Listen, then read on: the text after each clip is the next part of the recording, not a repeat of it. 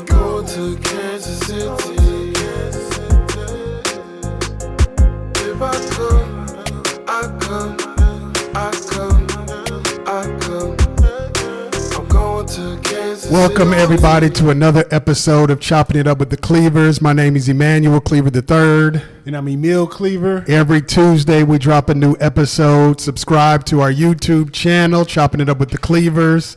And click so you can be notified whenever we have some new episodes. And you can check us out most places you get your podcast. So the big news that happened last week, Joe Biden and this student loan forgiveness, that students can get up to $20,000 forgiven on their student loans. And of course, a lot of people are happy and excited, but then there are a lot of people who are simply upset about it, saying that it's not fair, saying that it's socialism. So here, let me tell you the problems that people say. Well, let's break down what what Joe Biden did. He forgave a certain amount of student loans. It's up to $20,000 that students can get.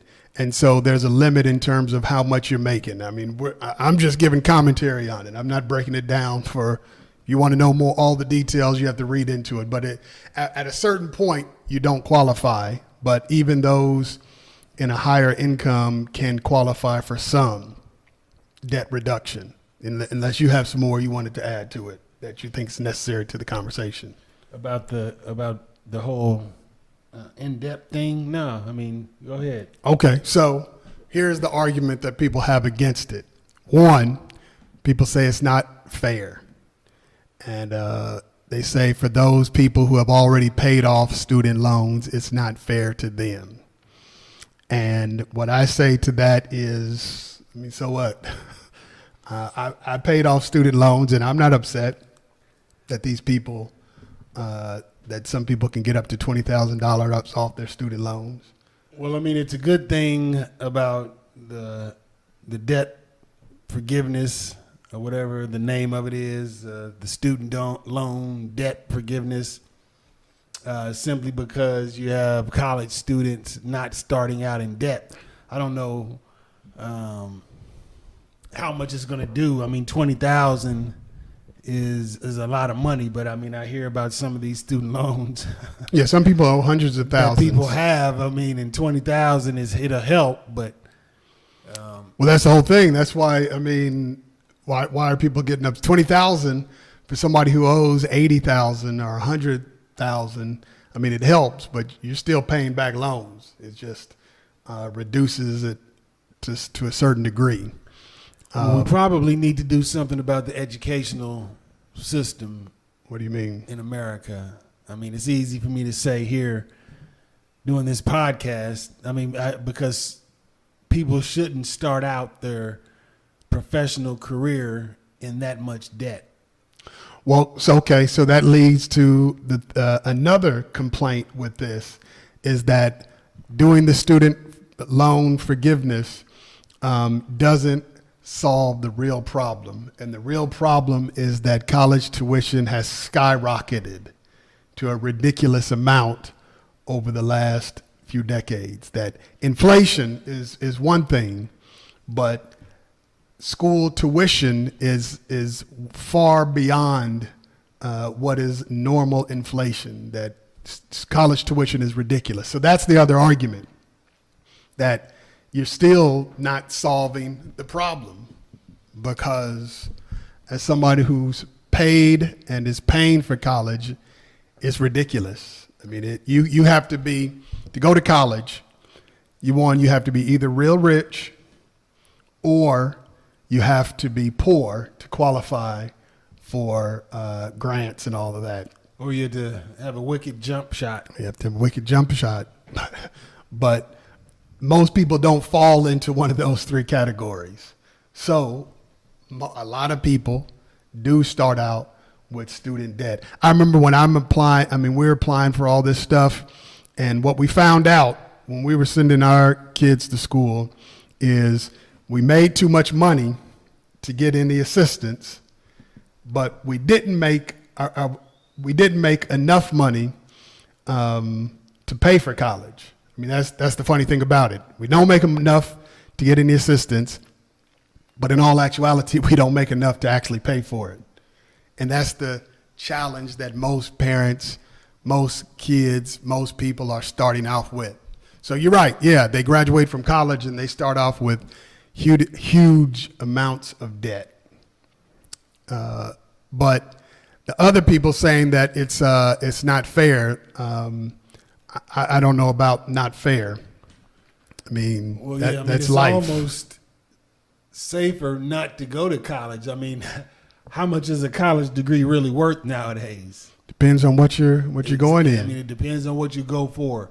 You can't just go for something like English or history. Or like what I did, political science. That ain't gonna do nothing. Or social studies or art. I mean, you might as well go for miming, to be a mime. I mean, it means I don't nothing. know. I disagree. That it means nothing. It doesn't mean what it once did. Okay. I mean, but you have a college degree, you're going to employers, at least they say, okay, this person has the ability to retain information, to regurgitate information. Doesn't mean they're going to pay you a lot. Just No. means they might give you a job. Right. But you can go get out of high school, get a job at a car company or Ford or somewhere like that and make more than a college graduate will when they get out of college. Yeah, and even if they are making more, they're still paying off That's student what I'm loan. saying. I mean, They're paying off student loan. you probably need to strategize if you're going to college what you want to major in. I would say don't just go just to get a degree, because that's not the value in a degree isn't what it once was, for sure. Yeah, no question about that. That you got to weigh the cost and then what you anticipate. I mean, if you need a college degree, like, you want to be an attorney or a doctor, or an engineer or a teacher, I mean, but some school districts are letting people come on without the credentials. That's how bad it is. Yes, teachers are quitting. It's not But- enough money. Yeah. So, one, this doesn't address the whole college tuition. That's really what you have to address. But of course, you have people like your girl, Marjorie Green Taylor Green, who said it's not fair socialism. That why should they get their debt forgiven or $20,000 up to $20,000 when what about those people who never went to college? They never received any relief. And then, of course, the White House put out something on social media saying, yeah, but you got over $100,000 forgiven of your payroll protection plan loan. So what are you talking about? Then she came back and said, told the White House to go to hell. That was her response. That was her response? Yeah. What you going to say? Because she did. A lot of people had their payroll protection plan, their PPP loans forgiven. She was one of them, whatever business or whatever she was doing. So somebody could easily say, hey. Probably has a gun Bible store. Guns and Bibles. Yes. Probably has the kind of Bible where you can open it up and put a gun in. Yeah. But, 100,000, huh? So why is she going to be upset? What about the people who didn't get those PPP loans? Man. But that's That's the good life. Yeah. It's the good life. Well, what, to have a loan forgiven? Yeah, $100,000. Come on. Yeah, it was more than that. I forgot the exact. It's up more than it was over $100,000. Well, I mean, that's pretty good. That's pretty much just free cash. Yeah. So, but she's complaining that these people are getting, and they're not. They're only getting up to 20,000. So there'll be a lot of more talk about this. Some people are saying it's going to hurt inflation and all of these different things. But for those people who are getting their, some of their loan forgiven, I'm sure they're celebrating. Yeah. And I'm not mad. As somebody who paid back student loans, I'm not mad. I mean, it's needed because the cost, as we have said already, the cost of college tuition is outrageous. Yeah, might as well just go to a JUCO. Go to a JUCO in the local city college. That's the cheapest route nowadays. Yeah. If you can't get a loan or scholarship or a grant or anything, I mean, that's the cheapest route. Yeah, get a certification in that. And yeah, go get skilled training and something that you'll be better off than a person with a degree. I'm trying to tell you, that degree is not what it used to be. Go get a trade, electrician, something like that. You'll be making more than a bachelor's degree. At some point, I know a lot of people I heard, read, talking about why can't we have free college like some countries? And we're a long way from there. I mean, one, because not all of our colleges are state colleges. So if the state colleges were free, I mean, you'd hear a lot from those private institutions. I think we're a long way from that, but college tuition is crazy. So the other thing that happened, and there's always a lot, and some folk might say you all are always talking about racism and race. That's because we live in the United States. So Nathan Connolly, and I don't know how to pronounce the name fully, Shani Mott, are suing an appraiser and a mortgage lender after their home was estimated to be worth $472,000. So they live in Maryland. $472,000. So when they got the appraisal back, they were like, "No, this isn't right. The house is worth more than that." So they got another company to do the appraisal.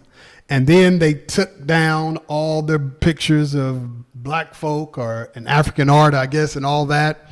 Any sign of Negro-ish. Any sign of blackness was eliminated. And the second appraiser valued the home at $750,000. So why talk about race and racism all the time? Because it's real. Yeah. I mean, $300,000 more. All they had to do was take down the pictures of colored folk. Yeah, it's that simple sometimes. I mean, I guess they're trying to get that neighborhood back to what it was. I don't know. It's still a predominantly white neighborhood that they live in. Well, but I guess, folk don't want to know that they lived in a house where black people. Yeah.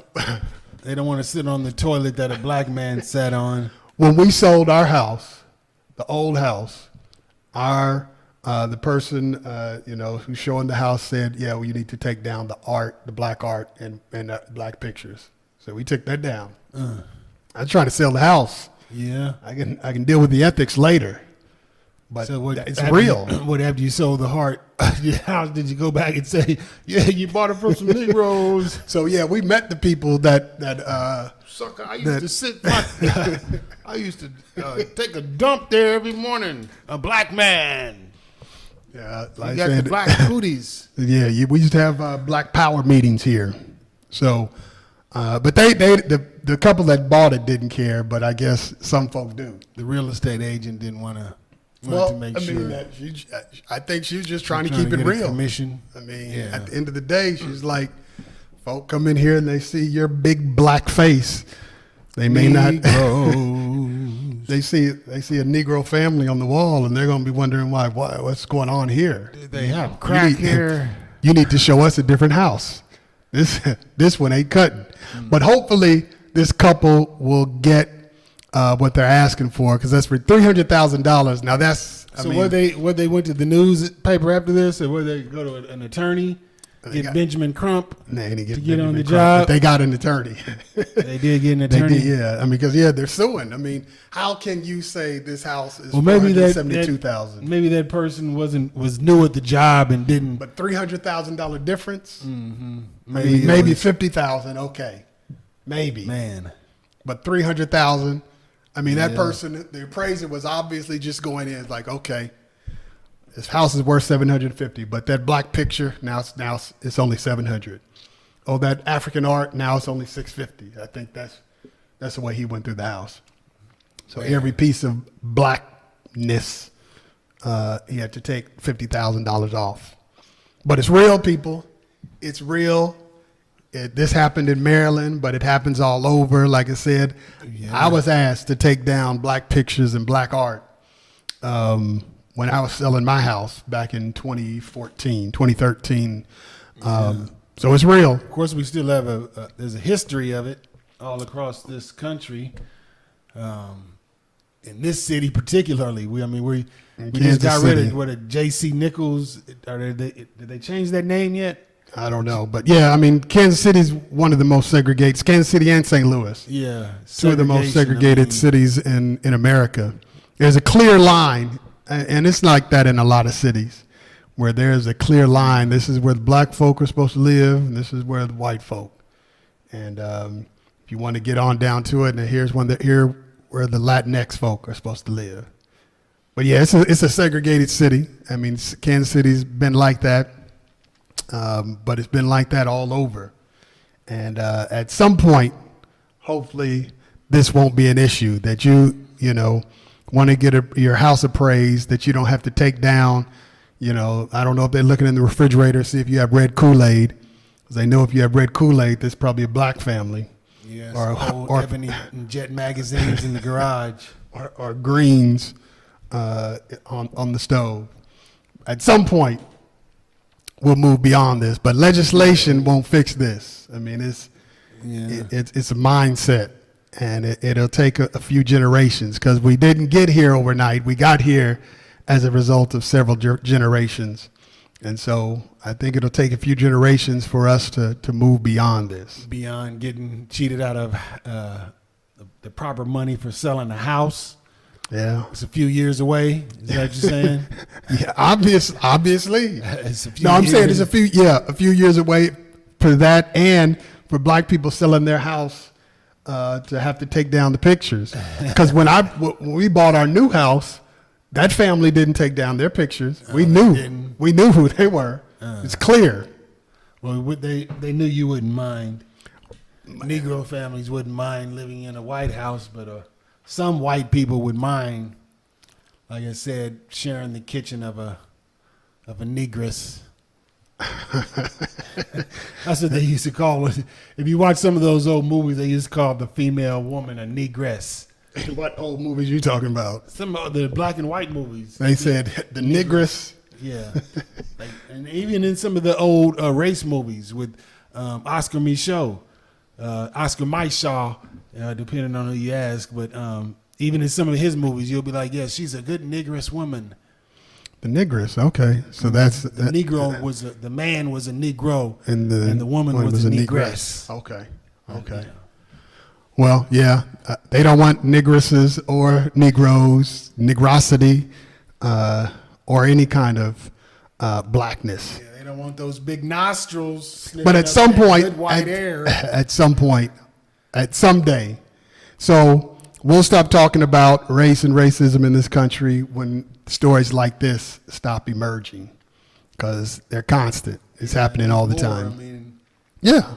Like I said, I've experienced family it. that just got that beach back. Yeah, we had to talk about that some other time. But yeah, there's a lot going on. I'm sure them wearing Tulsa riots and Racism is real and it's systematic. But some try to hide it in the attic. All right, the other story, of course, the raid on Trump's. racism. The other story is racism or what? Well, you said Trump. So Oh, okay, yeah. Well, the thing about, this is more idol worship. idol worship, So, of course, they raided his home calf. and all of this, and, they just had to submit the Justice Department why they raided his home. But one of your favorite people, Lindsey Graham, Racism. said, you think, where does he rate on the racism scale? If it's A 1 to 10, And the 10 is the highest. 10 is the highest. He's a 12. You think Lindsey's off the charts? Yeah, Lindsey has some problems, man. I wouldn't trust Lindsey. I mean, I don't even know if he's a human. He may be an alien. It's possible. Yeah. So I don't know. Maybe he hates all people. He definitely doesn't like people who are not rich. Well, yeah. I mean, he probably doesn't know any. I mean, that's the whole thing about it. If he grew up wealthy, and Did he grow up wealthy? I don't know. I have no idea. I don't know his story. You never looked up the Lindsey Graham story. No, but I'll tell it. I'll make a documentary on it. It's not going. I mean, he's not going to like it. Yeah. But if he's never spent any time with poor people, of course, then he can't relate. And if he can't relate, he's not trying to look out for them. But he said, if Donald Trump is prosecuted, that there will be riots in the streets. Dum, dum, dum. So I don't know if that was a warning, but in all actuality, Yeah, I it's a kind of warning. believe, I think it's true. It's absolutely true. Because the people who worship Donald Trump will do anything. Yeah. We can't prosecute that man. I've been telling everybody, these trials, whatever, it's not going to do anything. All they're trying to do is keep him from running again. That's the all best they that can we can do. ask for. If you put him in prison, it's going to be a war. They will It's going to riot. be riots, no question about it. They So- will riot. Because it's worship. Plain and simple. They really do worship that man. I don't know if Lindsey Graham was just saying that as a warning, or if he was Yeah. saying that he was going to riot Yeah, because that's his God. I don't know. Well, if that's his God, then he's going to have to go out there and riot. Trump will demand it, just like Josh Hawley. Get out there and riot, throw your fist up, and then run away when. Yeah, you said he ran away. I didn't see it. You didn't see the video? I still Come on, didn't man, see he it. ran away. I know Yeah. he held up. I saw that. I didn't see him And running. then he was inside, and they the black officer was like, "Man, you got to get out of here." And he took off. The black officer should have said, "Hold up! What about the fist? These your people." Nah, he's just like Josh Hawley running by. Have you seen the crowd? No, I haven't seen him, man. Go that way. Yeah. Point the direction of the crowd. Well, he definitely would have to get out there and riot because Because he wants to be president. yeah, and he has to be able to say on the campaign trail, I rioted for Trump. Yeah, we got to do something. America is becoming volatile, The thing about it is, but I mean, dangerous. that group is still in the minority. Yeah, but in a loud minority though. Yeah, that's the thing. Loud minority with a lot of guns. A lot of guns, a lot of they weapons. because they believe in it. So for Jewish people, they have the Star of David, Islam, the crescent, for Christians, the cross, for Donald worshipers, is guns. That's their symbol. And if he is prosecuted, but he's not going to be prosecuted anyway. Like you said, all that it boils down to is it matters that he doesn't get to run again. So hopefully that'll be. I'll be satisfied with that. Yeah, I will too, because these people. If Jesus came back, he would have a gun. If Jesus came back, Moses had a gun. Jesus would have a gun, and he would definitely Abraham vote. had a gun. He would definitely vote for Donald Trump. Well, why would Jesus vote for Donald Trump? Because he's an American. Yeah. Jesus was an American. I want to go to some of these churches where they're teaching this. Where they teach Jesus is an American. Jesus is an American, and Jesus probably would have had a gun. If he didn't have a sword, he wouldn't have a gun. Right, right. These people, man. Lindsey Graham. Don't vote for him. Yeah. But the other news, saddest, and that this hits home, especially for those who are in the Kansas City metropolitan area, are down with Chiefs Nation. Chiefs' great quarterback, Lynn Dawson, died on August 24th. And in recognition of this great Chiefs quarterback, we thought we'd do the top 5 Chiefs quarterbacks of all times. Yeah, we had to get All time. Dawson, the first Chiefs quarterback to win a Super Bowl, only one of 2 Right. as a Chief. Won a Super Bowl. What was it? Super Bowl 4.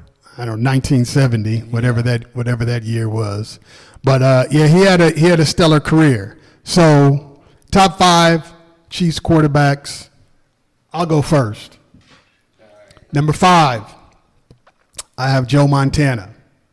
Now, Joe Montana, of course, is one of the best, but he only had 2 seasons with the Chiefs. Yes, And he made the Pro Bowl and 1 playoff appearance in 2 seasons. If BB is watching this, he's gonna go crazy that you put Joe Montana. Why? Because is Joe Montana his favorite? No, he didn't like Joe Montana as a Chief. Oh. Well, he got him to the playoffs, so I mean, I can't. I remember you used to say, man, they just touch him and he just lays in the fetal position. Well, at his age, he wasn't trying to get hurt. I mean, yeah, he did lead us to the finals, AFC. So I mean, yeah, I can't be mad at him, but he's number 5 because he only played 2 years. Number 4, I have Trent Green.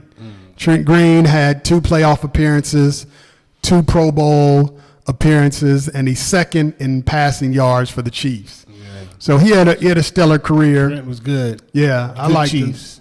Good Chief player. Number 3, I don't know if he gets enough props like he should, but Alex Smith.